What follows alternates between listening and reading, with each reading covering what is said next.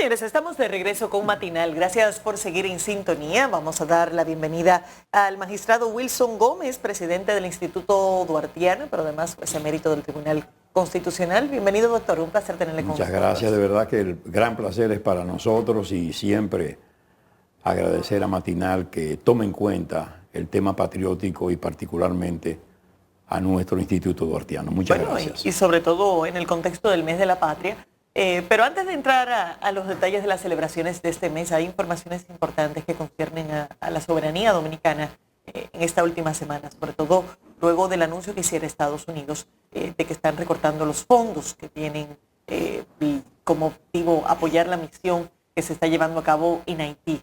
Desde el Instituto de Duartiano, ¿qué posición se asume respecto a ese anuncio? Bueno, lo cierto es que en principio hubo la información de que había el propósito de hacer un corte y privar, en cierto modo, a la misión que está en Haití, y el corte o la limitación de esos fondos tendría una repercusión importante, porque la misma misión de Kenia dijo que ellos, aunque tenían fondos, era sencillamente hasta agosto o septiembre.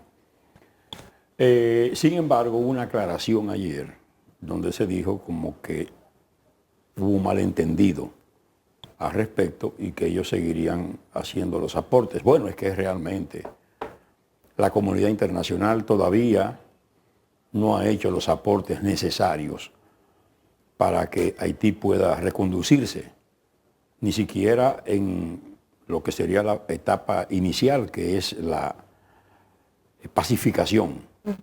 Porque antes que nada es menester pacificar a ese país y ejercer el control respecto del territorio y quitarle el dominio que tienen esas bandas en el territorio haitiano.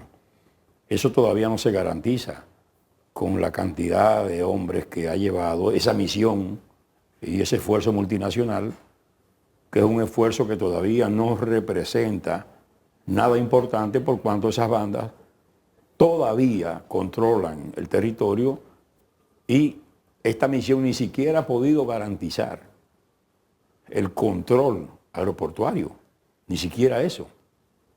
Es decir, líneas aéreas han tenido que abandonar el ámbito de Haití porque no ven seguridad para hacer sus operaciones. De ahí que es tímido el esfuerzo que está haciendo la comunidad internacional. Y ya ustedes saben que ha pasado mucho tiempo y el problema está ahí, agravado, ¿verdad?, con todas las columnas institucionales en el suelo, sin la posibilidad de que ese país se recupere ni siquiera mínimamente.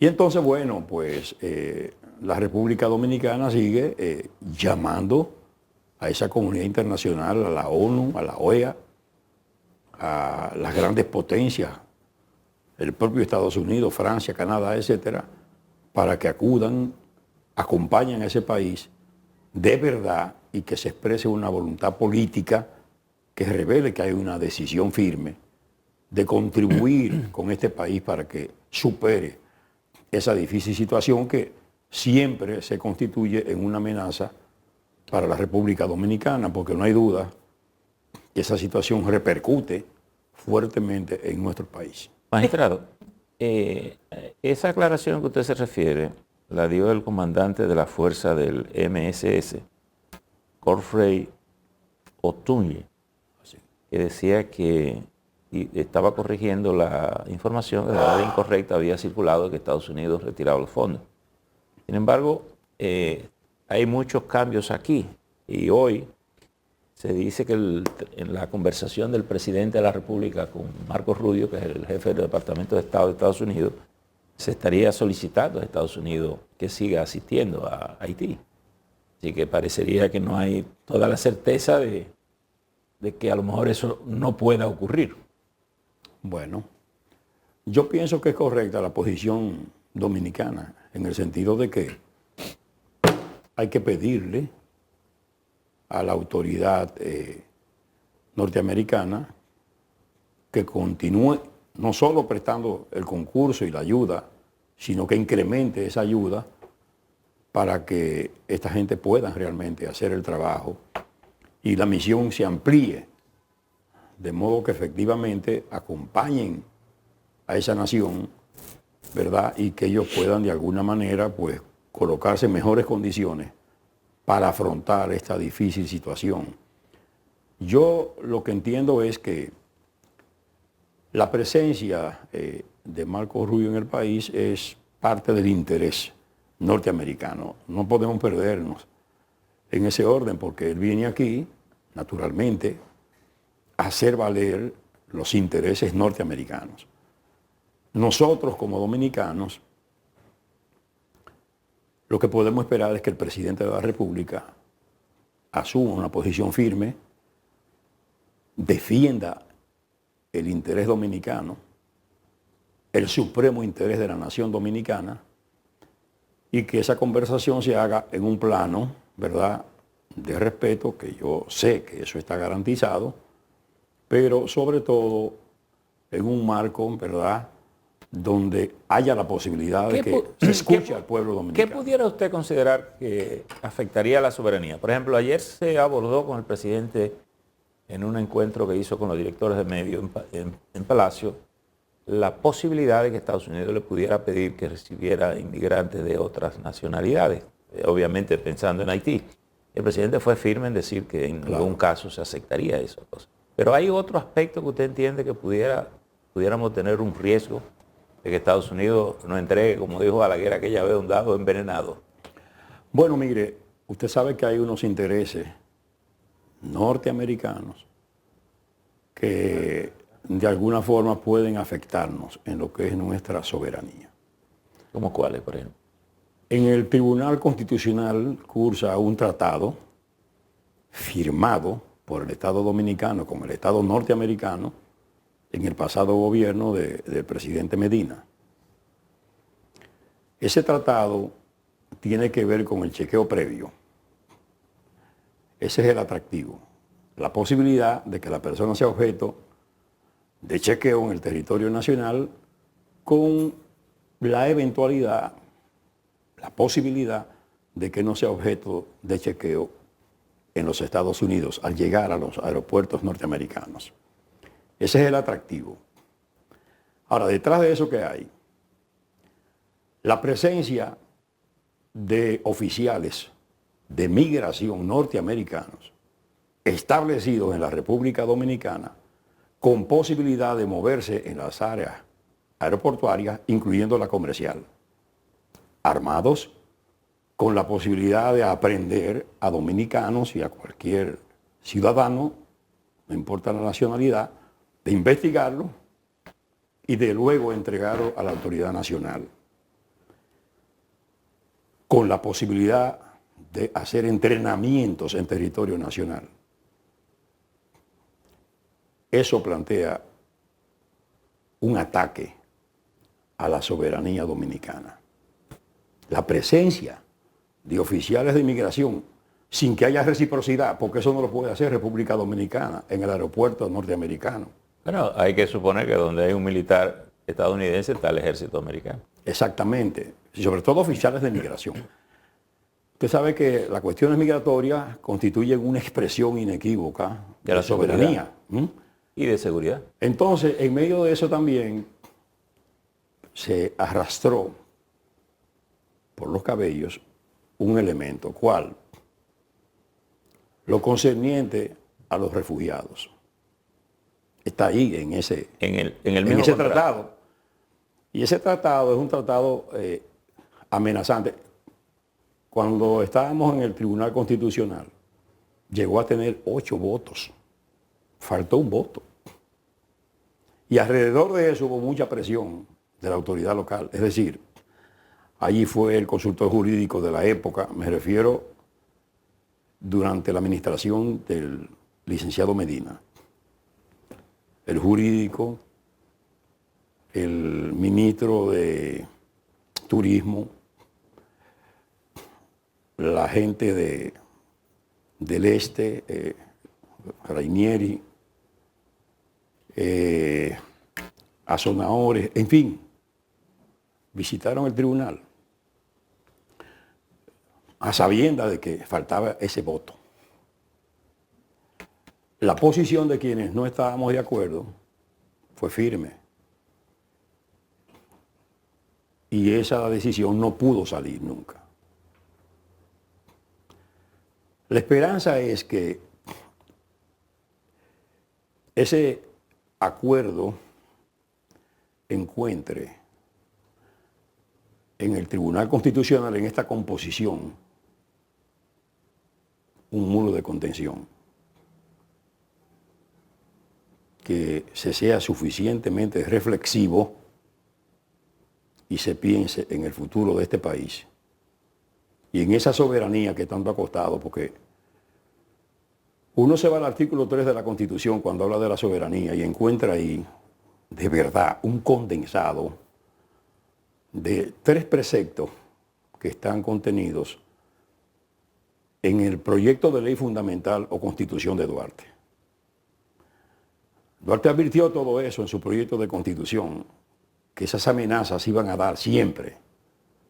Porque estamos hablando de lo mismo, de los conservadores aquellos que eran protectoralistas, que querían arrimarse, ya sea a Francia, a España, a Estados Unidos, a quien fuere, y colocarse bajo la dirección de esas potencias. Todavía hoy eso anda por ahí. Esa es una constante en la historia dominicana, en 181 años de vida republicana. Lo que pasa es que ya no son las tropas, ya son estos acuerdos, estos tratados, los que vienen y los que se impulsan, porque hay otras maneras y se ejercen presiones. Si no hacen esto, no hay esto. Y ahí es que tiene que crecerse la autoridad nacional y tiene que salirle la dominicanidad que Duarte nos inculcó. Nosotros no somos independientes por el azar, no, nosotros somos independientes porque se llevó conciencia y se alimentó al hombre, a la mujer dominicana, en lo que es su mente y su corazón.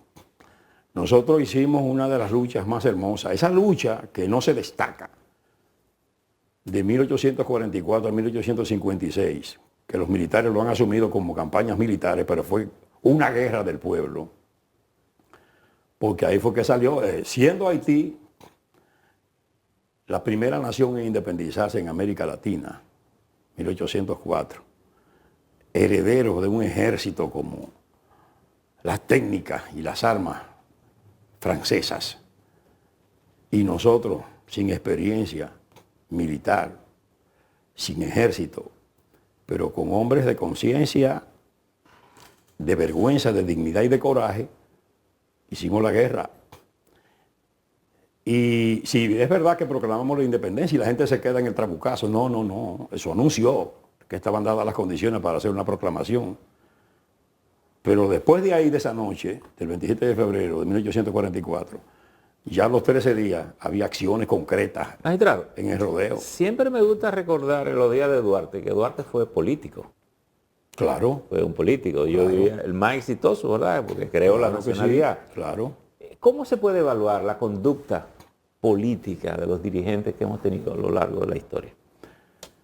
Mire, Duarte fue político y fue un político que tenía muy claro el propósito de la política. Duarte entendía que la política tenía que responder al interés común. Y por eso él define la política y dice que es la ciencia más pura y digna, después de la filosofía, de ocupar las inteligencias nobles. Es decir, Duarte estaba muy claro y su propósito se expresa en su proyecto de constitución.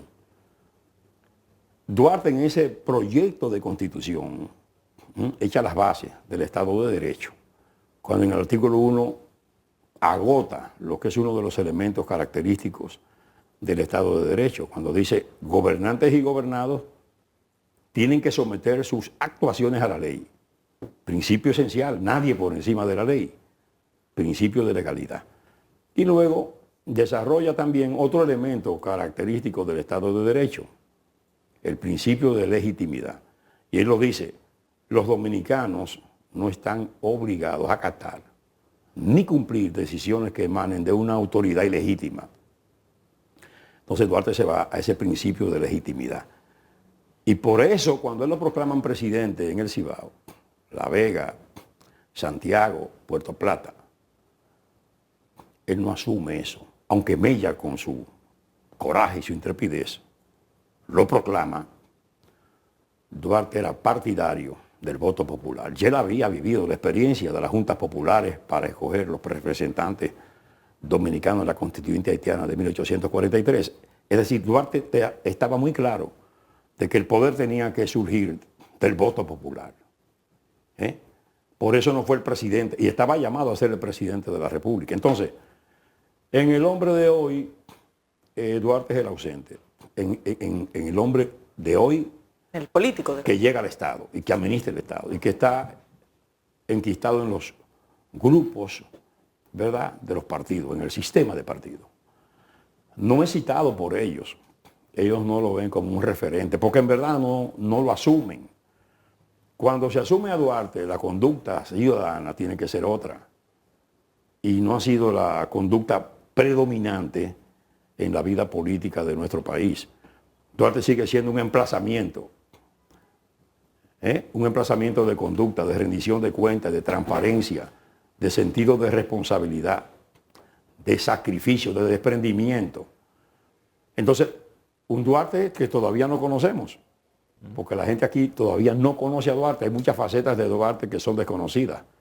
Ese Duarte militar, de carrera militar, de 9 años de formación en el brazo armado de la Guardia Nacional haitiana, brazo armado del ejército haitiano, que entró como cabo, que fue capitán y que siendo capitán dirigió las acciones aquí, lideró militarmente las acciones para sacar los remanentes de Boyer del territorio nacional, de esta parte de la isla, y que fue capaz inclusive de influir en el grupo de liberales haitianos que coincidían con los liberales dominicanos en ese esfuerzo de destronar a Boyer y luego de sacar aquí los hombres que tenía Juan Pedro Boyer en la gobernación. Y Duarte impuso su calidad militar, que comandó a Santo Domingo, que comandó conjuntamente con Santana. Y ese hombre, pues, sin duda que salió de esas filas como coronel y que asumió la Trinitaria como un ejército secreto y que fue exitoso, porque yo le voy a decir, por Duarte tenemos patria. Hoy, ¿quién aportó el nombre de lo que somos nosotros como Estado, República Dominicana? ¿Y quién aporta la bandera nacional y la describe? ¿Y quién aporta el escudo nacional cuando hace reserva de que el futuro Estado tendría su correspondiente escudo de armas? ¿Y quién aporta las palabras que son hoy, de acuerdo a la Constitución de la República, en el artículo 34, el lema nacional, Dios, patria, libertad? ¿Y quién aporta los elementos esenciales constitucionales? Duarte. Entonces, en realidad, como he dicho, hay muchas razones para que Duarte sea el referente. Yo digo, desafortunadamente, esto cambió. Esto cambió cuando los conservadores lograron imponerse. Lograron imponerse, y cuando se imponen realmente es cuando Duarte toma una decisión que tampoco es puesta en relieve, que fue aquel 9 de junio de 1844, el golpe de Estado a la Junta. Cuando depone la Junta, cuando iban a comprometer de por vida a la península Bahía de Samaná, entregándosela a Francia a cambio de dinero y armas. Y él, cuando ve lo imposible, destrona esa Junta y pone a Sánchez en la presidencia. Que no tuvieron mayor éxito, porque eso se mantuvo nada más durante un mes, porque la autoridad francesa protegió a los conservadores y no pudieron ser aprehendidos, apresados, para expulsarlo del territorio. Y fue lo contrario, con esa protección, porque lo llevaron a su ámbito de soberanía, los franceses, a su consulado, ahí lo escondieron, entonces pudieron recomponerse. Y lo que ocurrió después, que entonces fue Duarte, Mella, Sánchez, Pina, Pérez, etcétera, todos esos trinitarios los que fueron expulsados del territorio por supuesta traición. Los traidores declarando a los verdaderos patriotas, traidores a la patria. Bueno, los desafíos de hoy. Bueno, no hay duda de que... Usted dice que Duarte está fuera, Duarte está fuera del liderazgo político, pero también está fuera de la escuela. Sí, hay desafíos que de alguna manera son verdaderos retos. Mire, nosotros tenemos la fe en el pueblo, la misma fe que tuvo Duarte, porque el asunto es que los conservadores nunca creyeron en el pueblo. Duarte depositó su confianza en el pueblo. Y el pueblo respondió, porque como se impuso ese pueblo, como le dije, fue sin ejército, pero con el arma de labranza, descalzo, sin camisa, pero con una determinación y un arrojo y un propósito claro, y escenificaron entre encuentros, combates y batallas unas 30 acciones armadas donde las armas dominicanas triunfaron ante ese ejército. Pues mire, ese pueblo que contra viento y marea, en medio de altibajos, de crisis de la soberanía y de la libertad, en 181 años ha dado respuesta en cada momento en que se ha conculcado la soberanía, la libertad o la independencia. Y ese pueblo es que ha asumido la cuestión patria. No es una dirigencia, es el pueblo. Y ese pueblo al final es el que se impone, como dice la Constitución de la República. La soberanía reside en el pueblo. Esa soberanía tiene la protección del pueblo dominicano, el soberano. Y nosotros confiamos firmemente en eso. Nosotros entendemos que tenemos que continuar reclamando eso que usted señala. Bueno, que se incorpore la materia moral y cívica a las escuelas, que se administre y se enseñe y se hagan las pruebas de aprovechamiento, igual que las matemáticas, que la lengua española, que las ciencias naturales. No de que un eje de que transversal, que es un invento, para no administrar la materia, porque si fuera tan seguro y tan bueno ese método, someterían también las matemáticas y la lengua española y las ciencias naturales a ese método, pero no es así. Entonces, todo el mundo sabe que eso era parte del asunto de la agenda y de los temas y de la cuestión patriótica, echarla para un lado. Entonces ahora nosotros esperamos que las cosas sean diferentes y vamos a insistir. Y si en su momento tenemos que acudir a una acción de amparo de cumplimiento, lo vamos a hacer. Porque definitivamente este país no es de quienes administran el Estado. Este país es de todos. Y hay que procurar una nueva ciudadanía, una ciudadanía comprometida. Porque todo el problema, por eso es que no podemos aspirar a cambio en ningún estamento del Estado ni del país. Usted no puede conseguir una nueva policía, ni un nuevo ejército, ni nuevos hombres, si usted no alimenta a los niños y jóvenes en el propósito, ¿verdad?, de una mejor ciudadanía, más conciencia a través de la enseñanza de la Constitución, como dice el propio artículo 63, numeral 13, a través de la enseñanza de la moral y cívica, de la historia nacional, como debe enseñarse, pero también de esos valores en sentido general que establece ese artículo y ese numeral, y dice finalmente ese artículo que todo es para garantizar la paz social. Doctor, gracias por haber estado con nosotros. Despedimos a Wilson Gómez, presidente del Instituto Duartiano, juez emérito del Tribunal Constitucional. Vamos a una pausa, enseguida volvemos.